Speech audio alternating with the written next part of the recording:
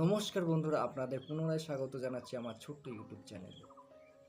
গত এক মাস ধরে আমরা উপভোগ করেছি আইসিসি টি-20 ওয়ার্ল্ড কাপের বিভিন্ন ধরনের ম্যাচ, যেখানে কখনো একটি ছোট দল আফগানিস্তান আর অস্ট্রেলিয়াকে হারিয়ে দিয়েছে, কখনো বাংলাদেশ শক্তিশালী দলকে হারিয়ে দিয়েছে, আর আমার অপরাজিত ভারত, তাদের পার কাছে তো কোনো দলই আসতে পারে, তারা অপরাজিত চ্যাম্পিয়ন। ভারত তার 17 বছর পরে টি-20 ওয়ার্ল্ড কাপের দ্বিতীয় শিরোপা অর্জন করে নিয়েছে। এটা 140 কোটি ভারতীয়দের জন্য একটি গর্বের বিষয়। ভারত যখন চ্যাম্পিয়ন হয়েছে তখন আমরা 40 কোটি ভারতীয়রা যেমন সারা রাত আনন্দ, বাংলাদেশ থেকে তখন লুঙ্গি পোড়া গন্ধ আমার নাকে এসেছে, আর আমার কানে এসেছে পাকিস্তান থেকে টিভি ভাঙা আওয়াজ।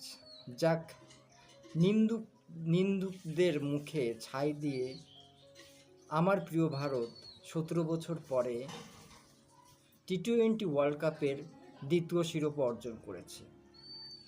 এতে আমি রোহিত সহ ভারতের অন্য যত ক্রিকেটাররা আছে সবাইকে মন থেকে অনেক অনেক ধন্যবাদ জানাচ্ছি।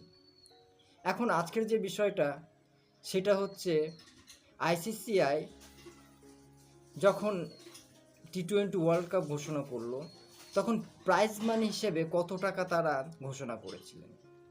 আমার জানা মতে আইসিসিআই এবার একটি হিউজ পরিমাণ টাকা প্রাইজ মানি হিসেবে ঘোষণা করেছিলেন। আইসিসিআই 1,12,50,000 টাকা প্রাইজ মানি হিসেবে ঘোষণা করেছে। এর মধ্যে ভারত চ্যাম্পিয়ন হিসেবে পেয়েছে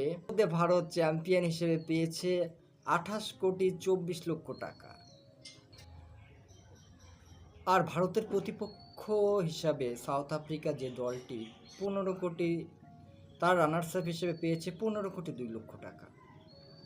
আর জানেন আর একটা বিষয়, যারা ক্রিকেটকে অজুহাতের হাতিয়ার হিসেবে নেয় সেই বাংলাদেশিদের সান্ত্বনার জন্য আইসিসিআই এবার দিয়েছে তাদের মাত্র 4.5 কোটি টাকা। থাক সেসব বিষয়, এ তো ছিল আইসিসিআই ঘোষিত প্রাইজ মানির টাকা। এবার চলুন, বিশ্বের সবচেয়ে শক্তিশালী ক্রিকেট বোর্ড হচ্ছে বিসিসিআই। বিসিসিআই শুধু শক্তিশালী ক্রিকেট বোর্ড না, এটা আইসিসিআইকে সহ বিশ্বের যত ক্রিকেট টিম আছে তাদেরকে নিয়ন্ত্রণ করার ক্ষমতা রাখে। মানে বুঝতে পারছেন বিসিসিআই কতটা শক্তিশালী, কতটা আর্থিক থেকে শক্তিশালী একটি সংগঠন। এখন যে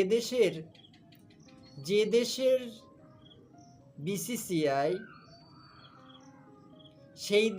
সেই দেশের ক্রিকেটরা চ্যাম্পিয়ন হলো, আর বোনাস ঘোষণা করবে না, সেটা কি মানা যায়? বিসিসিআইয়ের সচিব, যিনি অমিত শাহের একটু মোটা ধরনের ছেলে, উনি ভারতীয় ক্রিকেটদের জন্য বা স্টাফ আছে, ম্যানেজার আছে, তাদের জন্য 125 কোটি টাকার বোনাস ঘোষণা করেছেন। এই বোনাসের টাকাটা এত পরিমাণ যে আপনি শুনলে অবাক হয়ে যাবেন। আইসিসিআই ভারতীয় দল চ্যাম্পিয়ন হিসেবে পেয়েছে 28,24,00,000 টাকা। আর সেখানে বিসিসিআই পুরো ক্রিকেট টিমকে বোনাস হিসেবে দিচ্ছে 125 কোটি টাকা। মানে আইসিসিআই যে প্রাইজ মানি ঘোষণা করেছে তার থেকে 6 গুণ টাকা বিসিসিআই দিয়েছে। এখন আমার এই টাকার পরিমাণটা খুবই অল্প মনে হয়েছে, হোক না 125 কোটি টাকা। যেখানে 140 কোটি লোক